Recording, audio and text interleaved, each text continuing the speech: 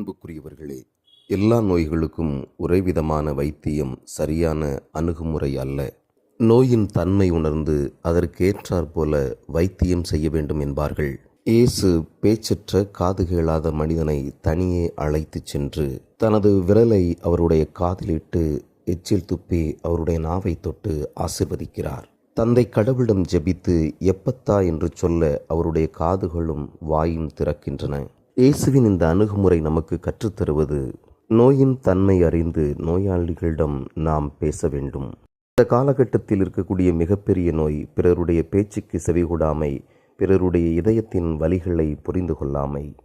காதலர் தினத்தை கொண்டாடக்கூடிய இன்று ஒவ்வொருவருடைய இதயமும் திறக்கப்பட வேண்டும், இயேசுவின் அன்பால் நிரப்பப்பட வேண்டும்.